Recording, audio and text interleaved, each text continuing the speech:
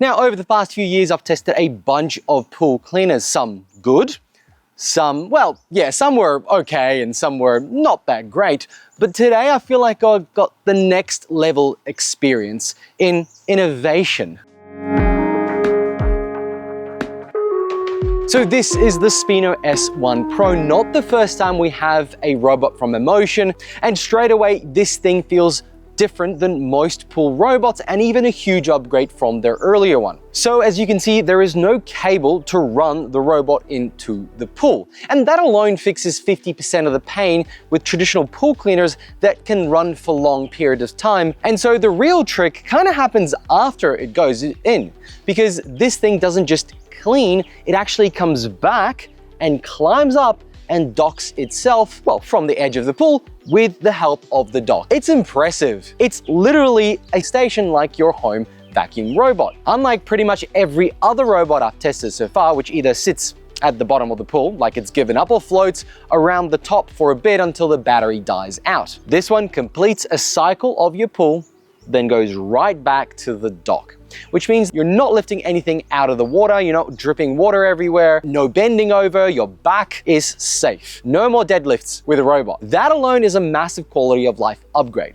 And honestly, it's one of the biggest improvements that I've seen in the robot world. But this feels wildly futuristic. And I'm getting ahead of myself here because I'm genuinely excited. But there is a bit of setup here. First off, you've got the base station to connect. There's a piece at the bottom there, another piece to go on top, and this heavy. It then communicates with the robot both on land and underwater, which again is wild since there's no cables connecting the two together. Now, before we get in too deep, let's take a closer look at the robot and its design, because it's not trying to look flashy. It just looks like it means business. You've got a solid, rugged outer shell that feels built to live outside, including the dock. It's got very wide treads, so it climbs and grips the walls really well. Then underneath, you'll find a dual roller setup, one at the front and one at the back, which both scrub and pull debris at the same time. And they're really easily accessible, so you can clean them out if you need to. The intake sits right between the two rollers, feeding into the internal filter basket. So everything from leaves down to fine salt gets pulled through. Now up top, there is a handle for lifting, although ideally you won't be using that much with the self-docking. This base station makes the whole system really futuristic, and it sits right at the edge of the pool with a built-in arm that the robot lines up right here. When it's finished, it climbs up, gets lifted out, and starts charging. It's very different to anything else out there, but once it's set up, it just ties everything together and makes the whole experience properly autonomous. The dock mounts onto the pool's edge. Now, depending on the type of edge of pool that you have, these are bricks, just sits basically flush against it. Now, I haven't had any issues setting that up, but if you have a weird pool or lots of different angles, make sure it's on a flat side with plenty of room to each side before.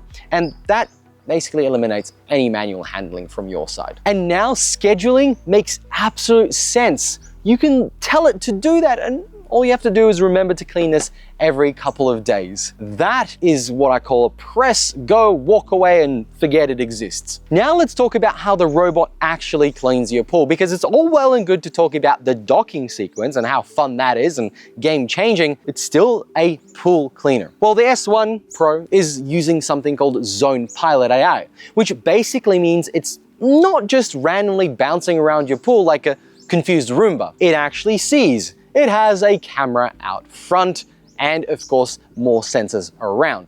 It combines it all together so it can detect edges, steps, debris, and of course, any obstacles. When it gets near a step or a wall, it slows down, adjusts, and follows the edge properly instead of just smashing into it. And ultimately, it's actually mapping and reacting in real time to obstacles. So if the kids have thrown something in the pool, it'll be smart about it. Now, does it look like a Tesla driving itself? No, and depending on how you look at that, it may be a good thing, but the navigation capability alone, compared to traditional pool robots without the smarts and AI cameras, is a massive step up. It's more efficient, it's more deliberate, and it doesn't waste time cleaning the same random patch over and over again wasting battery life. Now, of course, the fact that it can charge on a dock does save itself from that, but it doesn't need to. And then we have the dirt detection. The S1 Pro can actually identify dirty areas and go back over them again. Something that home robot cleaners have been doing for a while really well. But if you've got a bush next to an area that always drops sand or debris in, it works really well. Now, speaking of corners, this is where Spino is really trying to flex, because the edge corner cleaning is usually where robots struggle. Because most robots have the cleaner brushes right in the center with mounts on the sides to make sure it spins, and it's just plastic there and nothing gets cleaned on the edges. But in this case, along the walls, in the corners, wherever there is fine stuff built up, it gets cleaned properly. And of course, depending on the design of your pool, that is also a factor to play in, but Spino has actually made a dedicated system for this. So if you watch it closely, you can really see the difference in the edges. Now let's talk about power. Motion claims 6,800 gallons per hour, which works out to roughly 25,700 liters per hour. So on paper, it sounds huge, but like any pool robot, the real story is what happens once you add debris, the filtration goes through, and actual pool conditions. Now again, from my testing and what I could see during a clean, fight silt, sand, debris, they all get pulled in straight away. It's not struggling and it's not leaving a trail behind. It just cleans.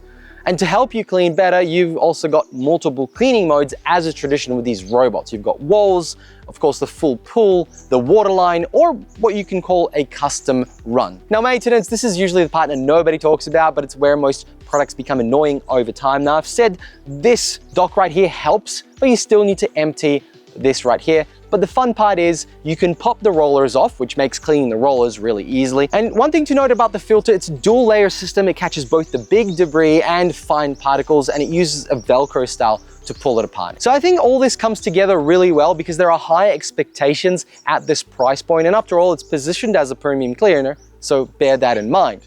And it currently, well, it cleans like one. But with the dock, you are paying for convenience. And if you've got a bad back, this is perfect. So the question really comes down to this: do you value your time and back? And how much do you hate cleaning your pool? So if you want the easiest possible way to keep your pool clean and you're happy to pay for the convenience, then yeah, this is one of the most convenient robots you can buy right now if you've got the cash to splash. Big thanks to Motion and Spino for sponsoring this overview. Make sure to like and subscribe. Links below where you can have a look at the robot. Thanks for watching, and I'll catch you in the next one. Bye.